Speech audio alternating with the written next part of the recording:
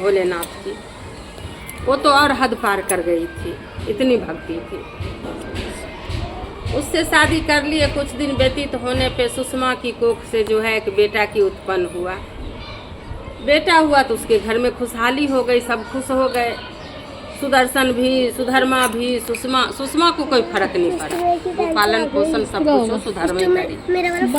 और गांव गांव तो शोर मच गया कि देखो सुदर्शन राजा को पुत्र हुआ है, सुदर्शन राजा को पुत्र हुआ है। बहुत ज्यादा शोर मच गए। बच्चा भी इतनी सुंदर था, उसके लालन पालन अच्छी तरह होने लग गए।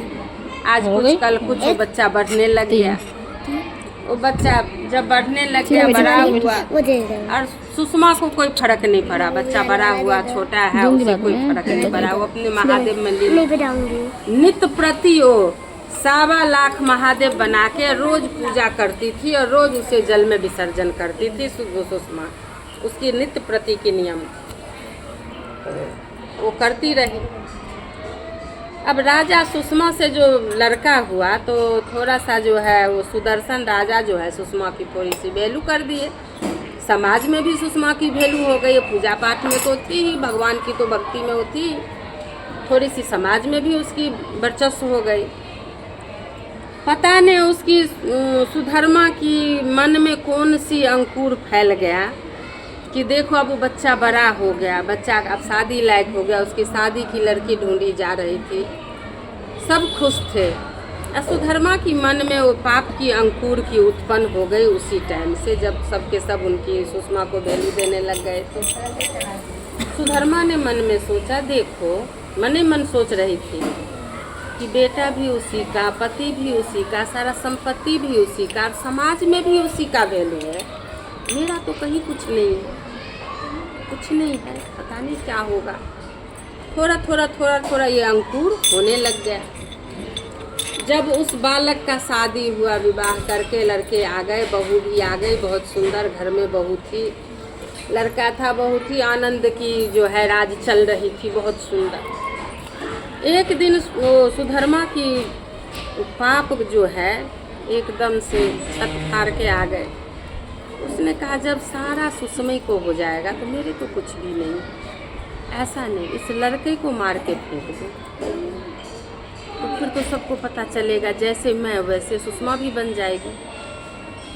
उसने, उसका लड़का सो रहा था, बहू गई अपना सुबह नहा धो के किचन के काम करने, और लड़का जो सो रहा था उसको वो काट के और बोरे में भर दी, भर के और उसी तालाब में फेंक आई जिसमें सुषमा रोज दिन महादेव की विसर्जन करने जाती, फेंक आई। इधर एक दिन बीता, दिन भर बीत गई, शाम को सब ढूंढे, बोले कहीं होगा, सुषमा कह रही कहीं होगा, आ ही जाएगा। रात बीत गई, प्रातः बीत गई, और उसी जो जिसने ये कर्म करा था सुधर्मा ने, वो ही सबसे ज़्यादा रोती पीटती थी बच्चों के लिए।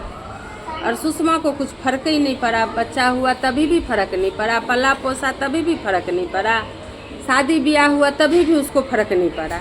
चलो ठीक है, अपने घर की सदस्य। और मर गया, नहीं मिला, तभी भी उसे कोई फर्क नहीं पड़ा। वो इतनी धर्मिष्ठ थी। वो खूब रोए जाए, खूब रोए पीटे कि मेरा बच्चा कहाँ गया। 2 दिन जब बीत गया तो सुदर्शन को भी टेंशन हुआ कि भाई बेटा गया तो गया कहाँ, उसके बाप को। उसने भी चारों तरफ जो है शोर मचाए, आवाज़ लगवा दिए कि चलो कहीं कोई देखे तो बताना, कहाँ गया, राजा का बेटा खो गया, राजा का बेटा खो गया। पूरे में शोर हो गए। चौथा दिन जब बीता, चौथे दिन में थोड़ा तालाब की महिमा ऐसा देखो भोलेनाथ की कि वो जो सुषमा महादेव विसर्जन करने जाती थी तो आगे में ज़्यादा पानी था तो आगे विसर्जन करके आ जाती थी। धीरे धीरे वो जल घटता गया, जल घटता गया, आगे को बढ़ गया जल। तो सुषमा उस दिन चौथे दिन जब मिला तो वो महादेव को लेके और आधे जल में, दूर जल में गई विसर्जन करने। वो जो महाशिवलिंग की विसर्जन कर रहे थे तो उसकी पैर में वो कट्टा का लगा, वो पैर से जो लग गया तो कट्टा फट के उसके बेटा उसमें से निकल के खड़ा हो गया और उससे भी ज़्यादा सुंदर, और अपनी माँ में लिपट गया। माँ ने कहा तू यहाँ क्या कर रहा था? तो मैं तो नहाने आया था। तभी भी सुषमा को कोई पता नहीं कि हाँ मेरे बेटे को मेरे बहन ने मार दिया, काट दिया, फेंक दिया, कोई फर्क नहीं पड़ा। खूब सुंदर वो लड़का निकल के, जैसे पानी से निकल के ऊपर आई कि भोलेनाथ ने अपने चक्र त्रिशूल के साथ खड़े हो गए। साथ खड़े हो गए। भोलेनाथ ने कहा देखो इसको मार के तुम्हारी बहन ने ऐसे ऐसे कर दिया, मैं जा रहा हूँ उसे खून कर दूंगा, इसी त्रिशूल से उसे वध कर दूंगा। सारा कहानी भोलेनाथ ने सुषमा से बताया कि ऐसी ऐसी जो है पाप की प्रकट हो गई सुधर्मा को। सुधर्मा ने तुम्हारे लड़के को मार के इसमें फेंक गई थी गड्ढा में भर के। सुधर्मा को हम छोड़ेंगे नहीं, आज इसी त्रिशूल से उसकी वध कर देंगे। सुषमा ने दोनों पैर पकड़ लिया भोलेनाथ को और बोले कि हे महादेव, अगर मेरी बहन ऐसी नहीं करती तो आपका दर्शन कैसे मिलता। ठीक है, वो तो हमारे लिए अच्छी करी जो ऐसा हुआ जो आपका दर्शन मिला, पहला नंबर। दूसरा नंबर, वो ऐसी पापनी है, आप मेरे तरफ से उसकी माफ़ कर दो। अगर वो अच्छी होती तो उससे ही तो बारी फुलवारी खिलता, मुझे आने की ज़रूरत क्या थी। तो उसकी ये पाप की अंकुर जो है उत्पन्न हुआ उसके मन में, तो उसकी भाग्य रेखा खराब है।